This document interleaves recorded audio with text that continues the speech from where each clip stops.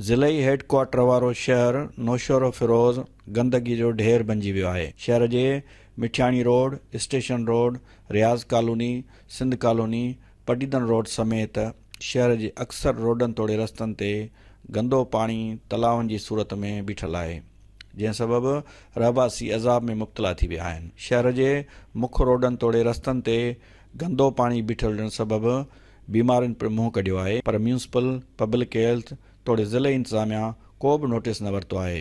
शहरी चवनि था त नई डीसी साहब सां मिलियासीं, उन चयोसीं ठीकु आहे असां कुझु करायूं था, पर उन जे बावजूद बि को हिते तदारक नथो थिए, को बि मसइलो हिते हल कोन थो थिए। मुसलसिल गटर हिते फुल लॻा पिया आहिनि, तमामु ॿारड़ा परेशान थियनि था मोकल में, सुबुह टाइम में जीअं असां स्कूल में अचूं था त इंतिहाई पाणो आहे जंहिंजे रक्षा बि नथी अची सघे। एॾा ॿार परेशान जो पाणीअ मां मुसलसिल ॿार ॻणंदा अचे स्कूल में पुॼनि था, उन्हनि खे इंतिहाई तकलीफ़ आहे, ड्रेस मेरी थी वञे। सो असांखे इंतिज़ामिया खे वरी गुज़ारिश कयूं था त महिरबानी करे ख़ुदा रा असांजे नालियुनि खे साफ़ु कयो वञे ऐं तमामु बहितरीन नमूने सां उन्हनि खे साफ़ु कयो त जीअं आईंदा जेको आहे हिते किन न थिए। टाउन या म्यूनिसिपल जी जेकर एलिया जी ॻाल्हि तव्हां ॾिसो त तव्हां सॼे शहर में घुमंदो तव्हांखे ख़बर पइजी वेंदी त हू केतिरा अहल आहिनि। हिते त उन्हनि जो चिटो ऐं वाज़ो सभु लॻो पियो आहे जो बारिश खे 4 महीना थी विया आहिनि। उन खां पोइ बि हीउ गंदो पाणी आहे जेको सिल्ट ऐं डस्ट हुअण करे लाइनूं बंदि थी वियूं आहिनि। असां टाउन इंतिज़ामिया खे कंप्लेन कईसीं त साईं इहे लाइन जेको आहे बंदि आहे, महिरबानी करे जेको रेंज मशीन घुराए पाड़े वारनि खे सहूलियत ॾिनी वञे।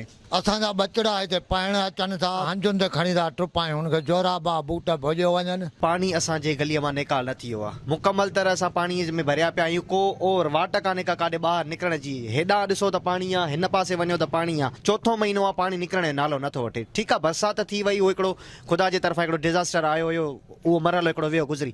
गलीअ जी सफ़ाई छो नथी थिए? केरु हिते अचण लाइ तयारी कोन्हे को।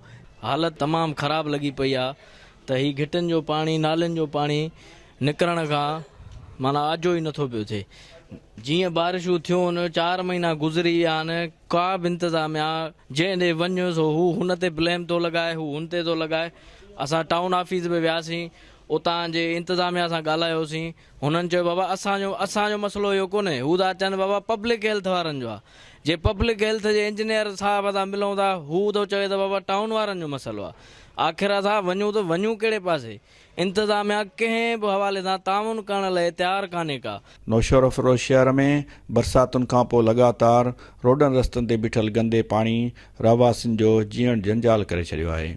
उन लाइ ज़रूरत इन ॻाल्हि जी आहे त फौरी तौरु शहर मां गंदो पाणी निकाल कराए शहरनि जी अज़ाब मां जान छॾाई वञे। गॾोगॾु ज़िम्मेवारनि ख़िलाफ़ पिणु कार्रवाई कई वञे। कैमरामैन राजा हुसैन सां गॾु काज़ी ज़ुल्फ़कार, KTN न्यूज़, नौशरो फिरोज़।